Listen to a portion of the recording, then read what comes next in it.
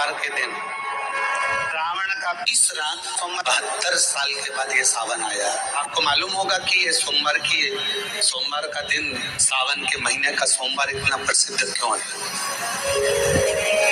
श्रावण के महीने के श्री शिवाय नमस्तुभ्यम का जप 24 घंटे में सिर्फ 11 बार कभी भी सोते उठते बैठते अगर आप करते हैं तो आपके जीवन में सभी कार्यों में सफलता प्राप्त होती है और जीवन से सभी कष्ट दूर होते हैं। श्री शिवाय नमस्तुभ्यम। आप में से कितने लोग हैं जो शंकर जी के मंदिर में जब तक चंदन की 3 उंगलियां शिवलिंग पर घुमाते होंगे, 3 उंगली, तो ये 3 उंगली घुमाने का फल क्या है?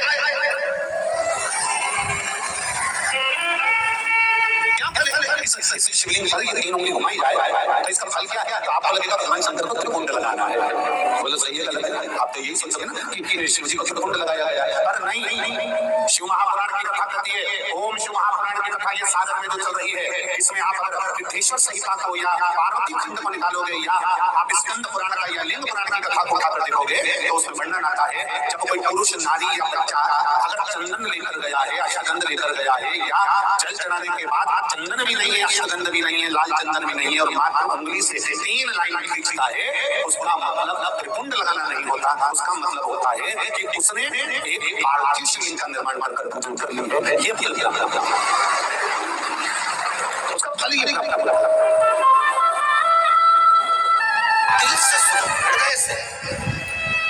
ये भी मत देखो कि कहाँ बैठे हो, बस जहां मौका मिल जाए, जहां जगह मिल जाए।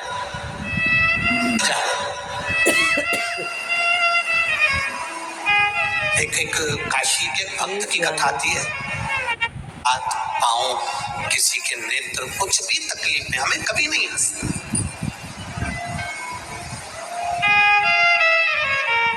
क्योंकि आप भगवान से क्या मांगते हो? भगवान मुझे आनंद देना, बोलते हो कि नहीं बोलते? भगवान मुझे खूब खुशियां देना। तो भगवान मन में सोचता है, जब तुझे अंधे को देखकर इतनी खुशी हो रही है, लूलों को देखकर इतनी खुशी हो रही है, लंगड़े को देखकर इतनी खुशी हो रही है, तो भगवान भी सोचता है ये गिफ्ट क्यों ना मैं तुझे भी दे दूं, तो पूरी जिंदगी खुश रहे।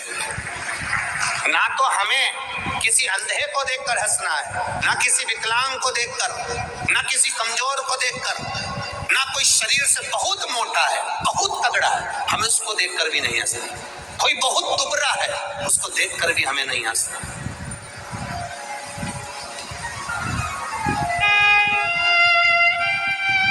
और यदि हमारी जीजी ने हमारे यहाँ काम संभाला था भैया, उसके घर काम आया है, हम भी जाके संभाल लेंगे क्योंकि हमारी बहन ने हमारे यहाँ संभाला था।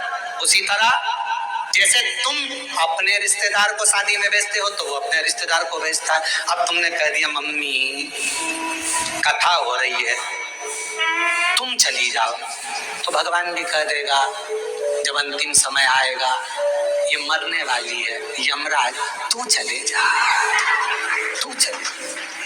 और अंतर देखिए, बहन आती तो काम करती, भगवान आता तुझे लेने के लिए भोलेनाथ तो नंदी पर बिठा कर ले जाता, डमरू बजाता।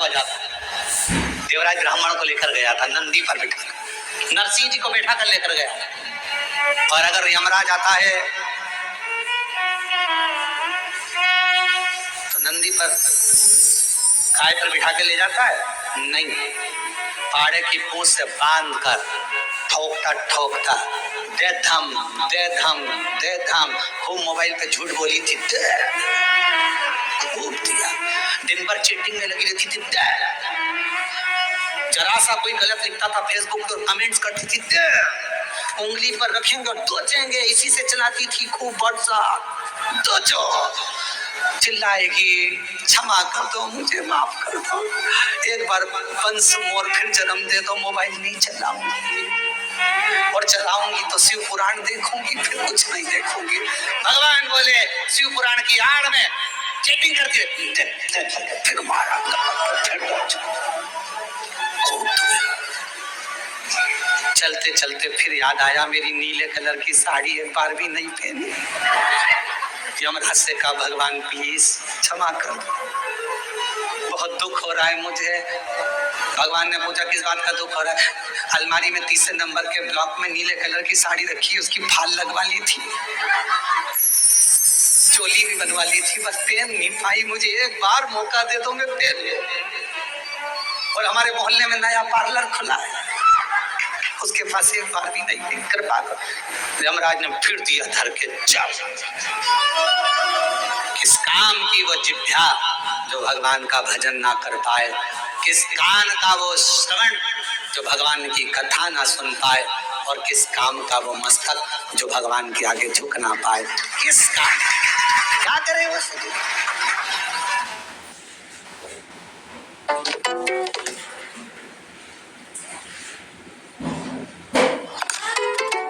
मम्मा को सब पता है। जैसे जैसे टिफिन में तुम्हें लेस स्पाइसी चाहिए और मुझे बहुत स्पाइसी।